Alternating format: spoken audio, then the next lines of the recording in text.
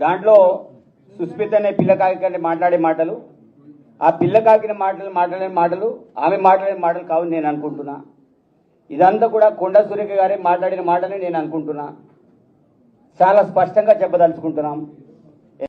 అప్పుడప్పుడు కుట్రలు పన్నుతా ఉంటే ఈ కుట్రలకు ఇటువంటి నీచ సంస్కృతి కలిగిన కుటుంబాలు కొన్ని అవాకులు చెవాకులు, చౌకాబారు మాటలు, నీతిమాల్య మాటలు, అనుచిత వ్యాఖ్యలు చేయడం కానీ రాష్ట్ర ముఖ్యమంత్రి బలహీనత అనుకుంటే తప్పు.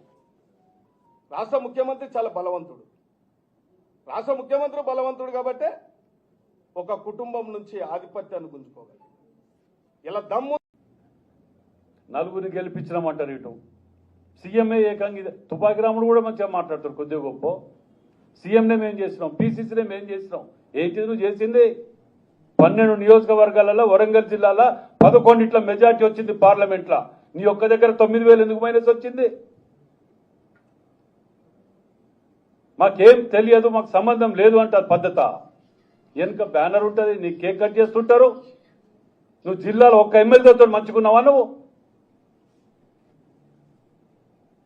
పద్ధతి లేకుండా, పాడు లేకుండా, బ్లాక్ మెయిలింగ్ పాలిటిక్స్. ఏ పార్టీకి పోతే నువ్వు ఎల్లదిట్టే మొట్టమొదటి టీడీపీ, తర్వాత కాంగ్రెస్, తర్వాత వైఎస్ఆర్సీపీ, తర్వాత బీఆర్ఎస్, మళ్ళా కాంగ్రెస్.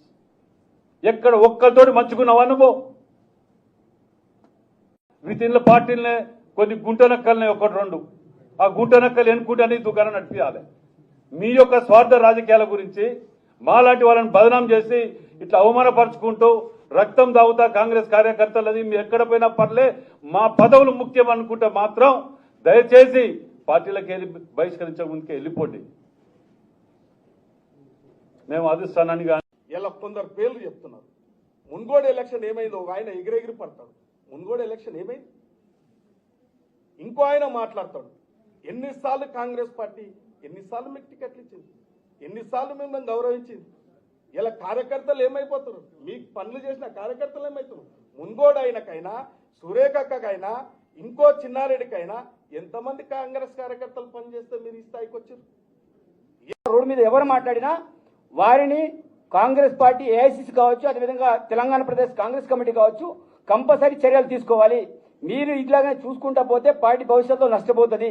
కాబట్టి ఈరోజు సురేఖ విషయంలో గారు కావచ్చు, రాజగోపాల్ రెడ్డి విషయమే కావచ్చు, అదేవిధంగా దాంతోపాటు మన చిన్నారెడ్డి విషయంలో గారు కావచ్చు, కంపల్సరీ క్రమశిక్షణలు తీసుకోవాలి.